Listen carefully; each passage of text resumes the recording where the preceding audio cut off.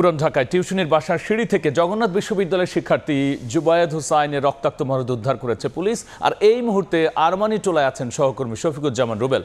আমরা সরাসরি যাচ্ছি তার কাছে। পুরান ঢাকার আরমানিটোলার যেই বাসাতে মূলত এই হত্যাকাণ্ডের ঘটনা ঘটেছে, আমরা ঠিক সেই বাসার সামনে রয়েছি।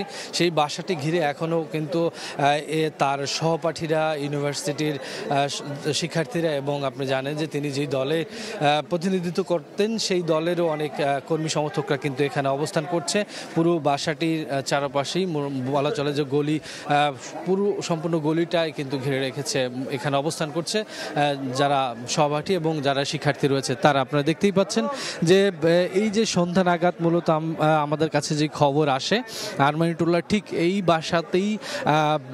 বাসাতেই জুবায়ের মূলত টিউশনি করতেন। তিনি যথারীতি তার যে নিয়মিত সময়েই টিউশনিতে আসেন, আসার পরে মূলত সন্ধ্যার সময় তার এই মৃত্যুর খবর, হত্যাকাণ্ডের খবরটি ছড়িয়ে পড়ে।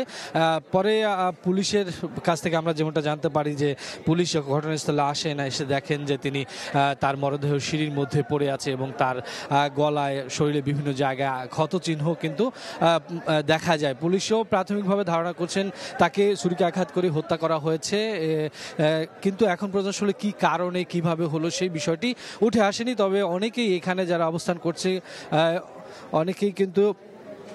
অনেকেই কিন্তু যারা সহপাঠী তারা কিন্তু অভিযোগ করছেন যে এই হত্যাকাণ্ডের এই হত্যাকাণ্ড খুব পরিকল্পিতভাবে হচ্ছে। একটি বাসার মধ্যে যেহেতু ঘটেছে, এখান থেকে খুব সহজেই চিহ্নিত করা সম্ভব হবে কারা মূলত এই হত্যাকাণ্ড চালিয়েছে।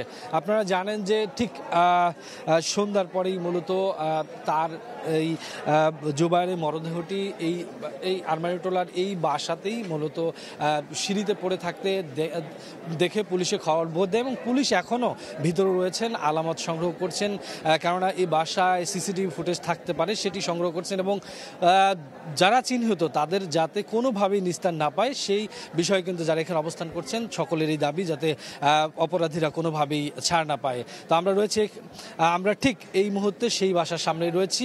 এখানেও দেখতে পাচ্ছেন যে বাসাটি ঘিরে রেখেছে সকলেতে। সব মিলিয়ে এই ছিল আরমানিটোলার এই হত্যাকাণ্ডের ঘটনাস্থল থেকে। আমরা সরাসরি ছিলাম পুরান ঢাকার আরমানিটোলায়।